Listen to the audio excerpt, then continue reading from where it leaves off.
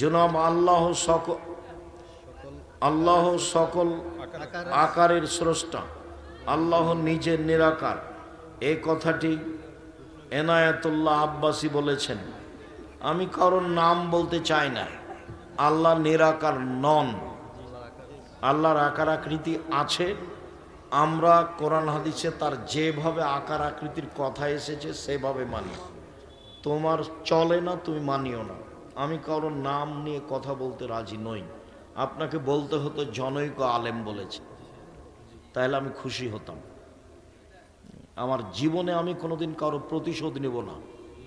সে আমার যা বলবে বলবে, গালি দিয়ে ভরে ফেলে দিল।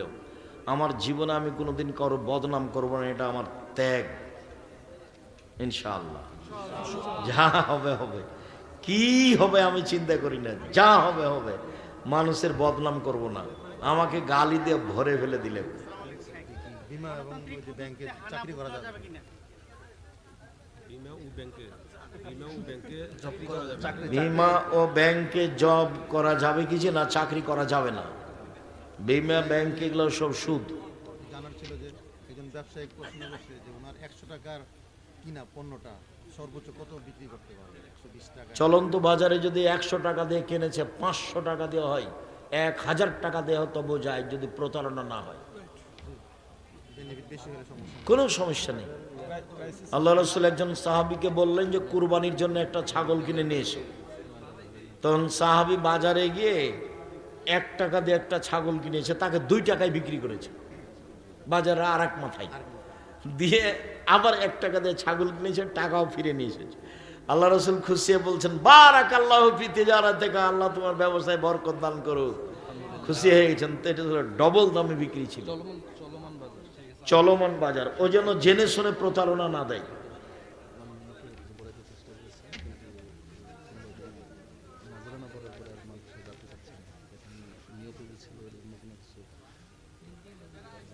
না, কোনো কিছু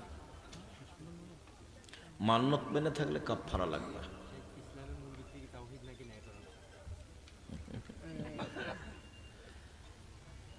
তাওহীদ তো অবশ্যই, তাওহীদ দিয়েই নাই পড়ানো। তাওহীদ ছাড়া কি আর মূল ভিত্তি আছে? তাওহীদ দিয়ে শুরু। আমি সাক্ষ্য দিচ্ছি আল্লাহ ছাড়া কোনো মাবুদ নাই, এটাই হলো তাওহীদ। তাওহীদ দিয়ে ইসলাম শুরু। আসসালামু আলাইকুম হুজুর, আপনার কাছে একটা কথা বলেন। আমার সংসারের একটা ব্যাপার, যে আমার পরদাদা মারা গেছে, আমার দাদার আগে তারা বলতেছে এই কথা বইলা, তারা বলছে পরদাদার আগে ফুট বললে তার নাতি যদি কিছু খায় না, এটা কি কোরআনে বলা আছে? এটাই সত্য কিনা? আপনারা বোঝান তো, কেউ বুঝাই দেন। আমার পরদাদা মানে আর আপনার আগে মানে আপনার ওই ছেলের আগে বাপ মারা গেছে, আরে বাপের আগে ছেলে মারা গেছে, তার ছেলে সন্তানরা নাকি সম্পত্তি পাবে না। জি, বাপ থাকতেই যদি ছেলে মারা যায়, তাহলে ওই ছেলের যেগুলো ছেলে মেয়ে আছে সে তার দাদার জমি পাবে না। এই জন্য তার চাচারা নিয়ে নিচ্ছে। তার চাচারা হলো উপর পর্যায়ের। এখন কিভাবে এই ছেলে মেয়েগুলো কিভাবে দিবে? ওসিয়ত করতে পারে 3 ভাগের 1 ভাগ। দাদা ইচ্ছা করলেও তার ভাগটা দিয়ে দিতে পারে। আমাদের ঘটনায় তাই আছে। আমার বড় বোন মারা গেছে আমার আব্বা বেঁচে থাকতে। তো যখন আমরা আব্বাকে মাটি দিয়ে আসলাম, তখন তো আমাদের নীতি আছে যে আমরা জমি জায়গা ভাগ করব, তারপরে খাওয়া দাওয়া। আমার আব্বাকে মাটি দিয়ে এসে আমরা জমি জায়গা ভাগ করলাম। তা আমার বড় বোনের যে ছেলে মেয়ে ছিল, ওর মায়ের ভাগটা অনুপাতে যা আছে আমার ভাগনা ভাগ্নিকে আমরা দিয়ে দিলাম। এটা আমাদের সমাজ দেয় না, এটাই মানে দিতে হবে, বাধ্য নয়। ওরা অসহায় মানুষ, দিয়ে দেওয়াই ভালো হবে। দিলে আপনারা নেকি পাবেন। তা আমরা দিয়ে দিলাম।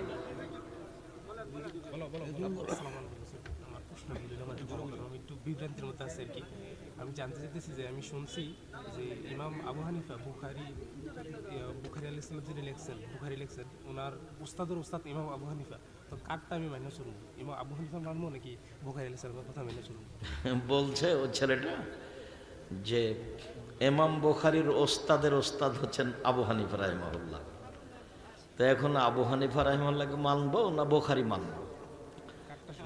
আর এই ছেলে তুমি এটা উত্তর তো ওভাবে হলে তোমারটা ভুল হয়ে যাবে উত্তর।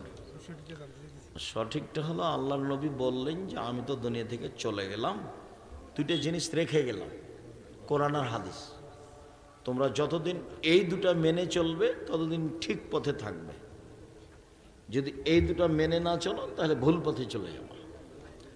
এখন তুমি বলতে পারো যে দুনিয়াতে তাহলে তো কোরআন মানতে হবে আর হাদিস মানতে হবে, এখন আর ইমাম বুখারী নয়।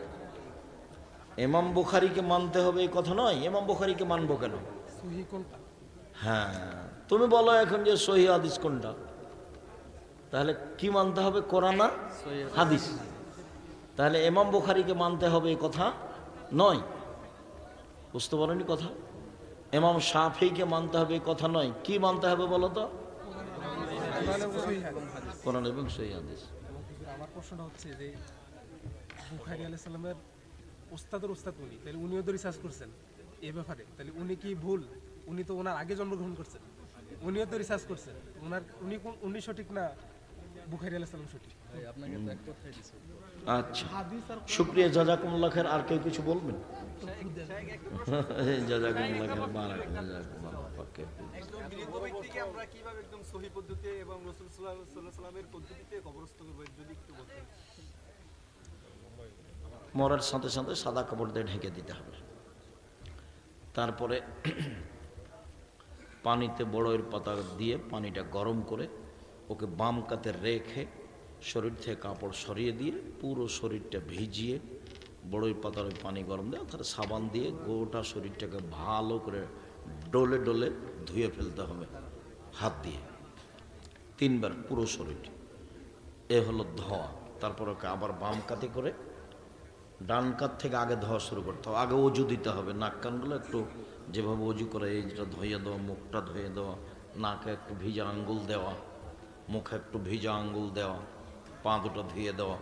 তারপরে বাম কাতে রাখা, ডান দিক ধুয়ে আবার ডান কাতে রেখে বাম দিক ধুয়ে। এ হলো 3 বার করতে হবে, একটু লম্বা সময় লাগবে। 3 বার করার পরে গাও হাতটা মুছিয়ে দিয়ে 3টা কাপড় বিছাতে হবে, কাফন। 3টা কাপড় বিছিয়ে 3টাই সমান হলে সমস্যা নেই, ছোটো বড় হলে সমস্যা নেই। লাশটা উঠিয়ে দিয়ে দুদিক থেকে কাপড় উঠিয়ে কাফন তুলতে, এই পদ্ধতি। কবরস্থ লাশটা নিয়ে যাবে, আগে পানা আগে মাথায় এই হিসাবের দরকার নেই। মানুষ আগে গেল না পিছিয়ে গেল এটার দরকার নেই। কবরে রাখলো কখন, আগে না পরে, এগুলোর হিসাব নেই। রাখার সময় বলতে হবে বিসমিল্লাহ আলা মিল্লাতি রাসূলিল্লাহ সাল্লাল্লাহু আলাইহি ওয়াসাল্লাম। জোর করে মাথা ঘুরে পশ্চিম দিকে দেওয়া হয়, এটা কি ঠিক? লাশকে কেবলামুখী করতে হবে নয়, গোটা লাশকে ডান কাতে রাখতে হবে। গোটা লাশ করে এটাই বুঝাইতে পারেন। কবরের ওয়ালের সাথে লাগিয়ে দিতে হবে লাশটা। কবরের এক পাশে গোটা লাশটাকে ধরে একদিকে লাগিয়ে দিতে হবে। মানে ডান কাতে শুইতে বলা হয়েছে, ডান কাতে কবরে রাখতে হবে। প্রয়োজন যা তাই, 2জন 3জন কোনো নির্দিষ্ট সংখ্যা নেই। না না না, যতজন প্রয়োজন। একটা বাচ্চা ছেলে 3-4 জন নামবে, স্বাস্থ্যবান মানুষ ছেলে 2 জন ছিল, পরিস্থিতি অনুপাতে যা তাই, 2 জন 1 জন, কোনো কথা নেই। বিসমিল্লাহ মিনা খালাকনাকুম বিদাত। জাযাকুমুল্লাহ খাইর, বারাকাল্লাহ, শুকরিয়া। এই যে আপনি এখন বললেন যে শুক্রবারে কোনো মানুষ মারা গেলে বিনা হিসেবে জানি হিন্দু যদি কবরের শাস্তি হবে না, কবরের শাস্তি হিন্দু যদি মারা যায়, তাইলে কোনো ব্যক্তি যদি মারা যায় মানে দুনিয়ার ভিতর বেহায়াপনা করছে, তুমি অত আরো আগে যাও না, আমি তো বললাম হিন্দু। হিন্দু যদি মারা যায় ওই দিক যেতে হবে না, ভালো ধারণা রাখতে হবে, আল্লাহ ভালো জানে। খারাপ মানুষ শুক্রবারে মেরে গেলে জান্নাত পেয়ে যাবে এটা কথা নয়। এক শ্রেণীর মানুষ আছে আল্লাহর হিসাবে, যারা জুমার দিন মারা গেলে পাপ থাকলে আল্লাহ তাকে কি করে দেবেন? মাফ করে দেবেন, ক্ষমা করে দেবেন।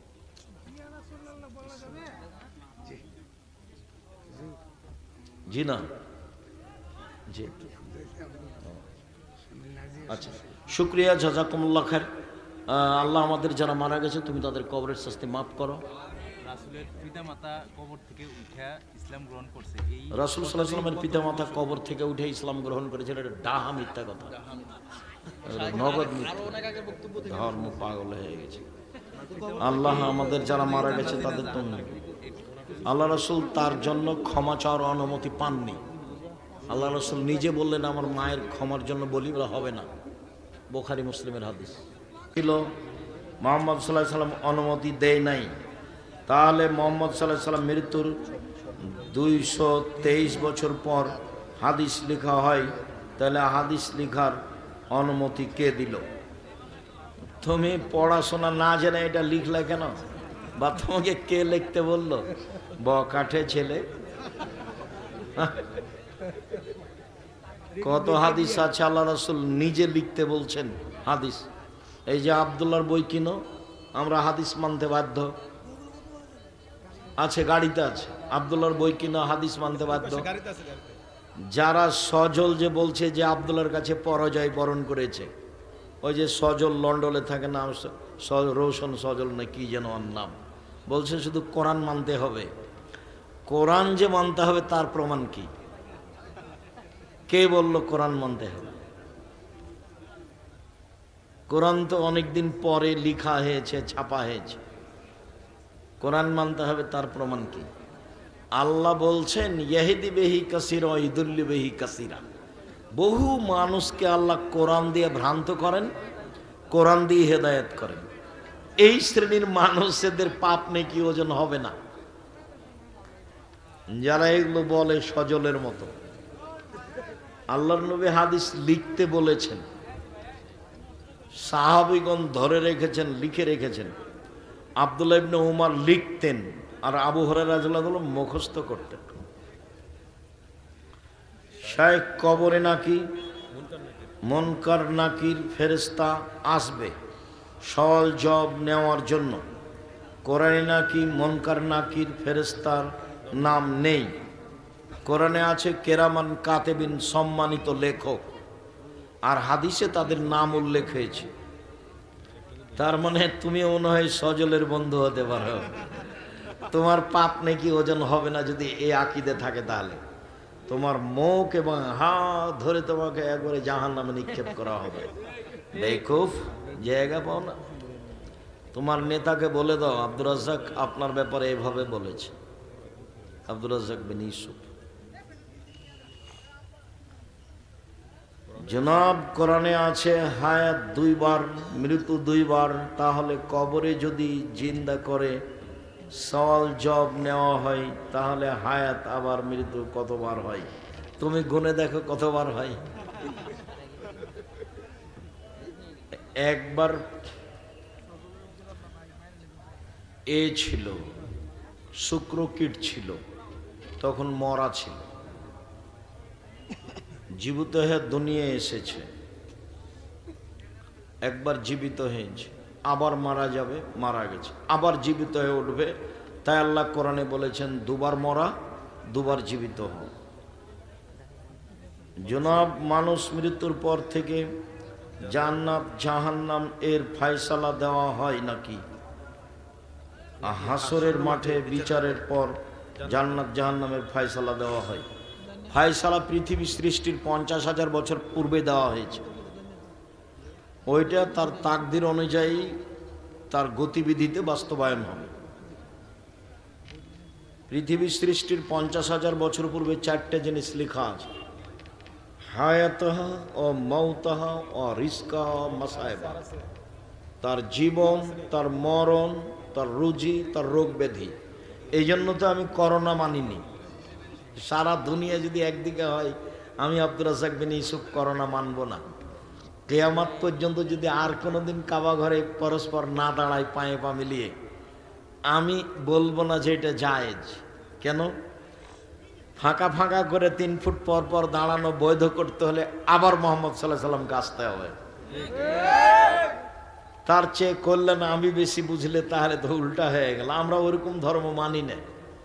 আমাদের নাম মুসলিম, আমাদের ধর্মের নাম ইসলাম। আমরা বিশ্বাস করি আল্লাহ আছে, আমরা বিশ্বাস করি আমাদের নবী ছিলেন মুহাম্মদ সাল্লাল্লাহু আলাইহি সাল্লাম। আমরা এভাবেই সাক্ষ্য দিয়েছি।